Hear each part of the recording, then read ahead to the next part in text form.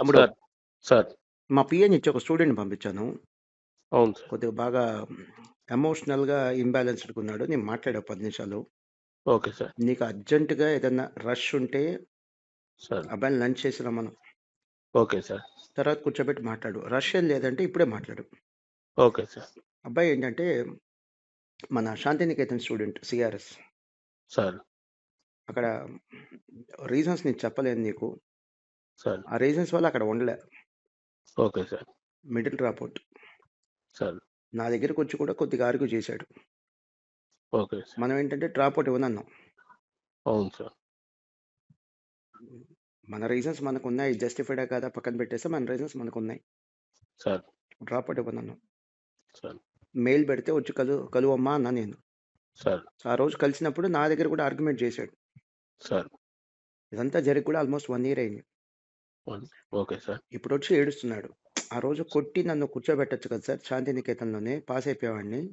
Sir. ఈ 1 ఇయర్‌లో నేను సాధించింది ఏం లేదు సార్. ప్రతి అటెంప్ట్‌కి నా మార్కులు తగ్గటం తప్ప ఇంకేం లేదు. సార్. అది. అవును. సో, అబ్బాయి రియలైజ్ అయ్యాడు. మన స్టాఫ్‌లో చాలా మందికి కూడా ఆ రియలైజేషన్ లేదమ్మా. నిజాయితీ లేదు. అవును సార్. ఓకేనా? So, sir. అబ్బాయి రియలైజ్ అయ్యాడు కాబట్టి కాస్త మన సపోర్ట్ అడుగుతున్నాడు కాబట్టి కాస్త కూర్చోబెట్టి కౌన్సెలింగ్ ఇచ్చి సార్. ముందు ఏడవటం ఆపమ్మా. Emotional balance important.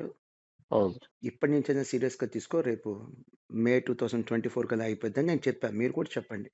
చెప్తాను సార్. పేరు పెట్టి పిలవద్దు. తమ్ముడు అని పిలవండి. ఎఫెక్షన్‌గా మాట్లాడండి. Okay sir. హ్మ్. ఓకే. మన స్టూడెంట్స్‌కి చెప్తేమో చాలా మంది మన స్టూడెంట్స్ మనల్ని జోకర్‌గా సార్. చూస్తారు. అవును. మనం టైం ఉండి చెప్పట్లా. తినటానికి టైం లేక కూడా స్టూడెంట్స్‌కి అరే చదువుకోండిరా, సీరియస్‌గా తీసుకోండిరా, సిస్టమ్ ఫాలో అవ్వండిరా, అవును సార్. షెడ్యూల్ ఫాలో అవ్వండిరా, లైట్ తీసుకోవద్దురా, అవును సార్. మంచి ఫ్రెండ్‌షిప్ రా, మీ పక్కనుండే ఫ్రెండ్స్ మిమ్మల్ని బాగు చేయగలరు, చెడగొట్టగలరు. చెడగొట్టగలరు. ఇయన్నీ చెప్తాం మనం. అవును సార్. మనం అయి చెప్తుంటే ఆళ్ళకి ఎలా కనిపిస్తున్నాం? జోకర్స్‌గా కనిపిస్తున్నాం. ఏదో మనకి టైం మిగిలినట్టు, టైం ఖాళీ ఉన్నట్టు, పని లేనట్టు. మనకి అవును. పని లేదు అందుకని చెప్తున్నాం. లేదు సార్. వాళ్ళు ఖాళీ మంచి ఉన్నాం అందుకని కోరుకుంటారు. చెప్తున్నాం. సార్. నిజమమ్మా. చాలా మంది పిల్లలకున్న ఉద్దేశ్యం అదే. సార్. రేపు ఫెయిల్ అయిన తర్వాత రియలైజ్ అవుతున్నారు. అవును జరిగిపోయిన సార్. నష్టం వెనక్కొచ్చిద్దా? రాదు సార్. అది. హ్మ్. సార్. ఇంక తనని హ్యూమిలియేట్ చేయొద్దు. ఇంక బాధ పెట్టొద్దు. అయిపోయిన దాని గురించి ఇంక మాట్లాడొద్దు. మాట్లాడతాను. జరగబోయేదేంటో మాట్లాడు, మోటివేట్ చెయి. Okay sir. నేను ఒక స్టూడెంట్ గురించి మా స్టాఫ్‌తో మాట్లాడిన ఆడియో ఫైల్ మీరు విన్నారు. సో, ఈ స్టూడెంట్ అన్న మాట నాకు ఇప్పుడే గుర్తొచ్చింది.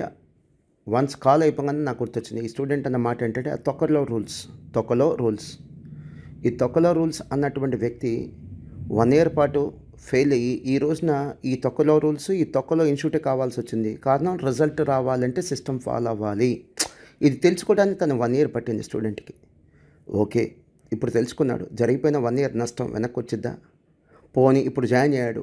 ఈ 1 ఇయర్‌లో తను ఎంత ఎనర్జీ కోల్పోయి ఉంటాడు, ఎంత డీమోటివేట్ ఉంటాడు, ఎంత ట్రాక్ తప్పుంటాడు. నెక్స్ట్ అటెంప్ట్ అన్నా పాస్ అవుతాడని గ్యారంటీ ఉందా? ఆల్రెడీ ఈ 1 ఇయర్‌లో తను చాలా డీవియేట్ అయిపోయాడు. చాలా డీవియేట్ అవటం కదా, చాలా డీమోటివేట్ కూడా అయ్యాడు. నెక్స్ట్ అటెంప్ట్ అన్నా పాస్ అవుతాడని గ్యారంటీ ఉందా? సో, మీకే కాదు మాకు కూడా ఈ సిస్టము, మాకు కూడా ఈ రూల్స్ అన్నీ ఫాలో అవ్వాలంటే మాకు కూడా అన్‌ఈజీగానే ఉంటది. బట్ రిజల్ట్ రావాలన్నా, సక్సెస్ కావాలన్నా, ఇష్టం ఉన్నా లేకపోయినా ఈ డిసిప్లిన్, ఈ సిస్టమే మనల్ని కాపాడిద్ది. సీఏ ఇన్స్టిట్యూట్ వాళ్ళు అక్రాస్ ద నేషన్ 500 ఎగ్జామ్ సెంటర్స్‌లో వాళ్ళు ఎగ్జామ్ పెడుతున్నారే. సిస్టమాటిక్‌గా డిసిప్లిన్ సిస్టమ్ తీసి పక్కన పడేయచ్చుకో వాళ్ళు కూడా.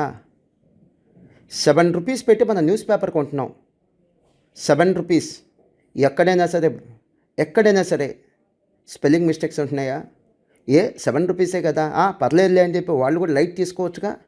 ప్రతి అక్షరం చెక్ చేసి మరి స్పెల్లింగ్ మిస్టేక్ లేకుండా ప్రింట్ చేయాల్సిన అవసరం ఏంటి?